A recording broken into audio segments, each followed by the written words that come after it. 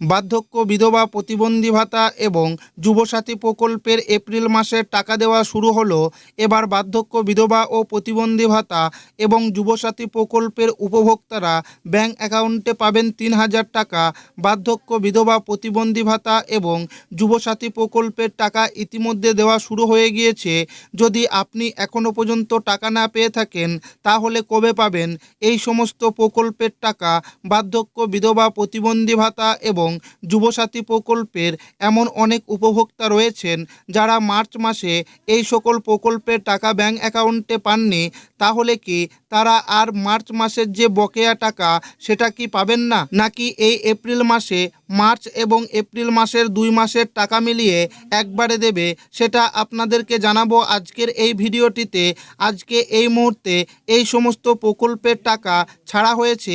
আজ কিন্তু অনেক জেলার উপভোক্তাদের ব্যাংক অ্যাকাউন্টে টাকা ঢুকে গিয়েছে বা ব্যাংক অ্যাকাউন্টে টাকা ঢোকা শুরু হয়েছে।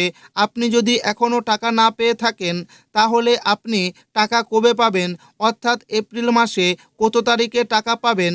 তো বার্ধক্য বিধবা প্রতিবন্ধী ভাতা এবং যুবসাথী প্রকল্পের টাকা এপ্রিল মাসের টাকা আপনি যদি না পেয়ে থাকেন তাহলে কবে পাবেন সেটাই কিন্তু আজকের এই ভিডিওর মাধ্যমে আপনাদেরকে জানাবো এবং আপনাদেরকে প্রমাণ সমেত দেখাবো। তাই ভিডিওটি প্রথম থেকে শেষ পর্যন্ত দেখবেন এবং আপনি কোন জেলা থেকে দেখছেন অবশ্যই কমেন্টে লিখে জানাবেন। সরাসরি ব্যাংক অ্যাকাউন্টে ৩,০০০ টাকা দেওয়া শুরু। জেলাভিত্তিক তারিখ দেখুন। আপনার নাম তালিকায় আছে তো? বার্ধক্য ভাতা, বিধবা ভাতা বা প্রতিবন্ধী ভাতার জন্য অপেক্ষা করছিলেন তাদের জন্য খুশির খবর। শুধু তাই নয়, রাজ্য সরকারের যুবসাথী প্রকল্পের টাকাও কিন্তু দেওয়া শুরু হয়েছে। সামনেই ভোট, আর এই ভোটকে কেন্দ্র করে কি রাজ্যবাসীকে ৩,০০০ টাকা করে দেওয়ার বড় ঘোষণা করা হলো। কোন জেলায় কবে টাকা পাবে এবং কারা এই ৩,০০০ টাকার সুবিধা পাচ্ছেন দেখুন। লক্ষ লক্ষ মানুষ বার্ধক্য ভাতা, বিধবা ভাতা এবং প্রতিবন্ধী ভাতার উপর নির্ভর করেন। সরকারের আপডেট অনুযায়ী বকেয়া ভাতার টাকা কিন্তু সরাসরি উপভোক্তাদের ব্যাংক অ্যাকাউন্টে পাঠানো শুরু হয়েছে।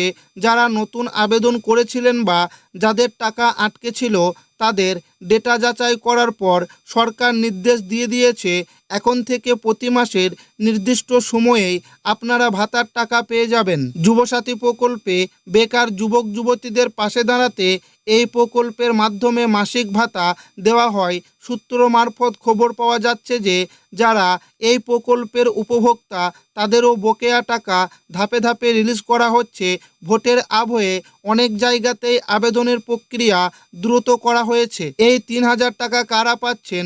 রাজ্য সরকারের বিভিন্ন জনকল্যাণমূলক প্রকল্পের সুবিধা মিলিয়ে অনেক উপভোক্তার এককালীন বকেয়া হিসাবে প্রায় ৩,০০০ টাকা পর্যন্ত ব্যাংকে ঢুকছে।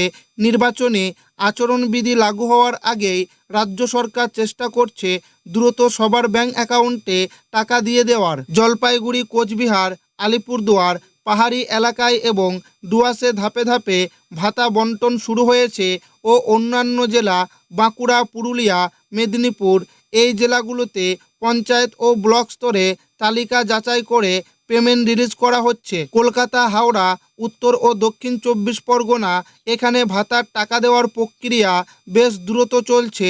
অনেক ব্লকেই টাকা ঢোকা শুরু হয়েছে।